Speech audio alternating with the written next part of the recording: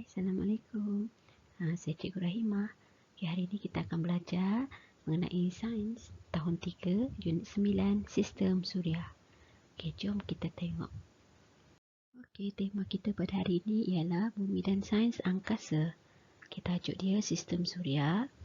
Objektif yang akan kita capai pada hari ini ialah pada akhir sesi PTP, murid berupaya menyenaraikan 6 ahli sistem suria dengan betul.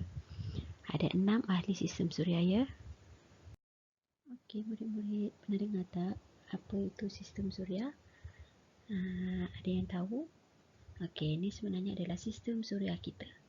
Ini sistem suria kita, ada bumi, ada planet, ada satelit semula jadi, ada asteroid, meteoroid dan juga komet. Ada 6 ya, 6 ahli sistem suria.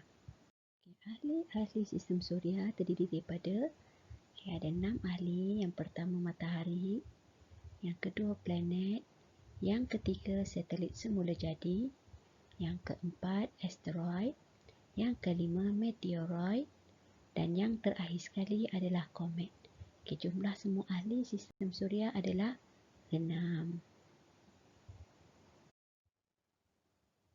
Jom kita tengok kepada ahli sistem suria yang pertama, iaitu matahari.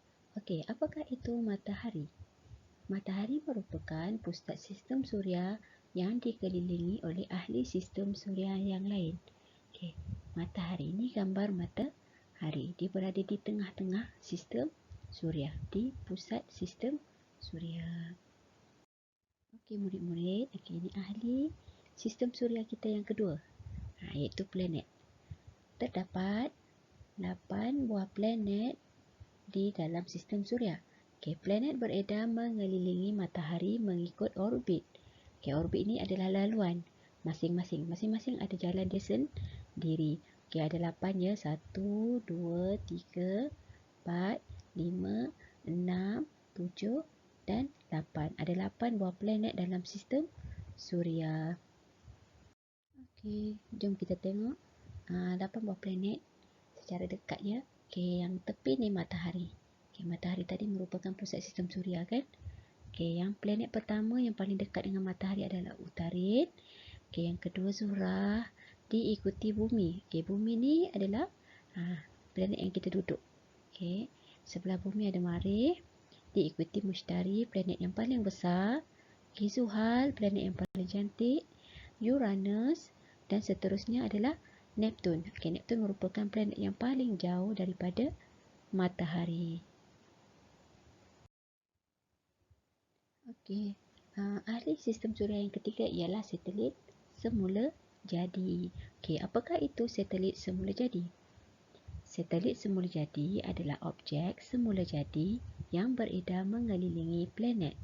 Bulan ialah satelit semula jadi bagi bumi. Ini gambar bulan. Bulan ni adalah merupakan satelit semula jadi bagi bumi. Planet lain ada satelit semula jadi dia sendiri. Ada yang ada yang tak ada. Ada yang ada satu satelit semula jadi dan ada yang ada lebih daripada satu satelit semula jadi. Sekarang kita bergerak kepada ahli sistem suria yang keempat, iaitu asteroid. Pernah dengar tak asteroid? Apakah itu asteroid sebenarnya? Asteroid merupakan sekumpulan batuan yang beredar mengelilingi matahari, berada di antara orbit Marikh dan Mushtari yang dipanggil jalur asteroid. Ini adalah contoh asteroid.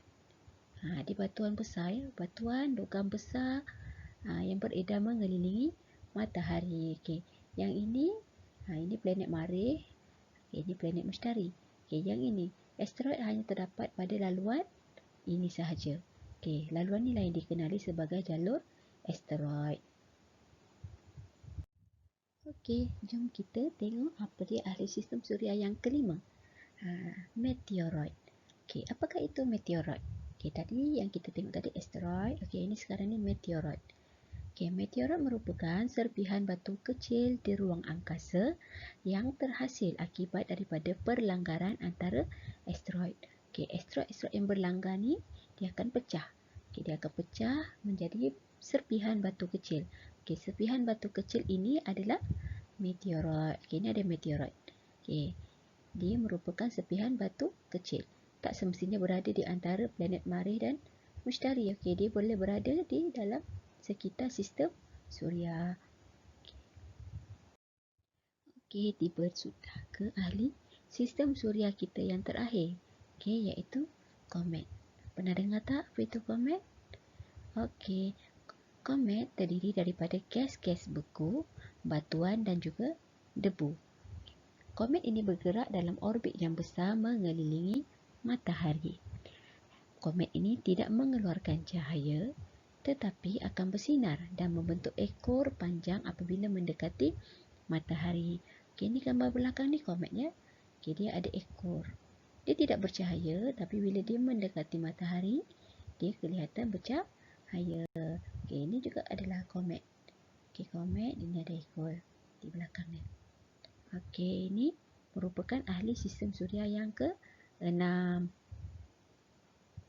Okey, berakhir sudah sesi pembelajaran kita pada kali ini. Okey, jom kita imbas kembali apakah dia 6 ahli sistem Suria yang kita telah belajar tadi. Okey, yang pertama matahari, yang kedua planet, yang ketiga satelit semula jadi, yang keempat asteroid, yang kelima meteoroid dan yang terakhir sekali komet. Okey, cikgu harap anak-anak murid semua dapat ingat ke-6 ahli sistem Suria yang kita telah belajar pada hari ini. Okey semua, terima kasih.